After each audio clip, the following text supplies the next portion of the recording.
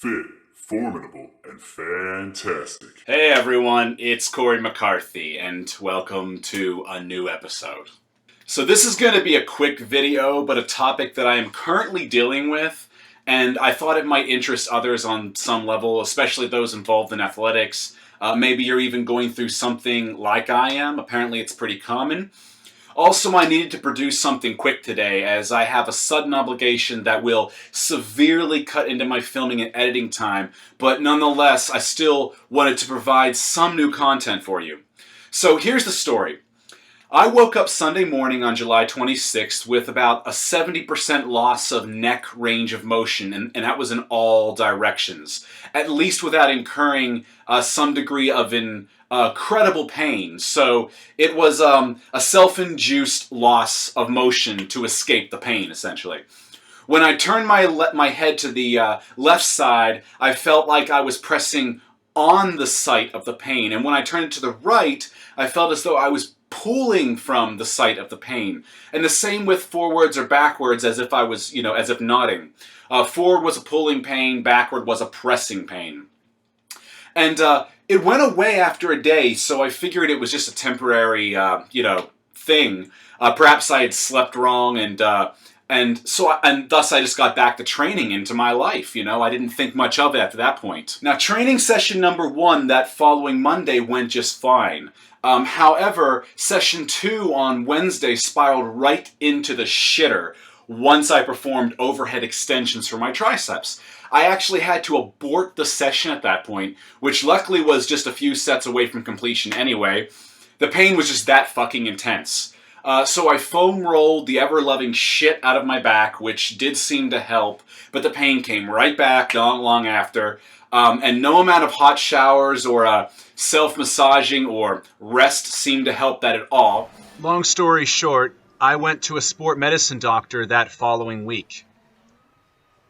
I thought I had developed something called wry neck, which is also known as torticollis, if I'm pronouncing that properly, as the symptoms were pointing in that direction. But it turns out it's actually something called tech neck, basically from years of poor sleeping angles, poor posture in front of a computer, etc. And it just had finally caught up with me. I was told that if it weren't for my weight training, especially my back development, I might have been in worse shape by now. So it seems weight training can make you a tank, but not invincible. Even tanks can be wrecked if a weakness is exploited, as demonstrated here by Indiana Jones. Whatever the case, at the moment, I have another 2 to 4 weeks of physical therapy to adjust and correct the damage. The pain is mostly gone, but it flares up now and then. At first, it was just it became localized with the therapy, basically going from what I had initially couldn't determine from a rear delt trap or neck injury to being just in my neck, as pictured here. The key thing is I'm allowed to train, and thank fuck. Seriously. But there are some caveats, of course, per my doctor. 1, I cannot perform shrugs. Upright rows are fine, but no shrugs. In fact, my doctor wants me to halt shrugs altogether permanently from now on, and even considers them his most hated exercise, basically, is what he told me. 2, he does not want me to do the standard deadlift for the time being, but I can do good mornings, back extensions, and stiff leg variations in the interim. 3, I am to exercise my back in a 2-to-1 ratio to my chest. And since I had been training all of my body parts twice a week, I now only train chest once a week. My doctor told me that my chest is overpowering my back, which is a genetic thing for me. I have a very strong chest. And it doesn't take much for it to explode in size, but it is causing an imbalance that must be corrected. So he wants me to restore the balance by increasing my back's frequency in comparison to my chest. And really, that's about it. It's totally manageable, and while I enjoy deadlifting, this could be worse. I could be forbidden from training altogether. So I count my blessings, so to speak. And now I can do extensions again just fine, so that's cool. It's definitely a major improvement. That third caveat I had mentioned is especially important, and I want to emphasize that to my viewers here, because it goes to show that when you craft a routine, You need to do it for your body and needs. That's just so incredibly important. And this goes for diet as well. Do not blindly copy others. Adjust for your body, your strengths, your weaknesses, etc.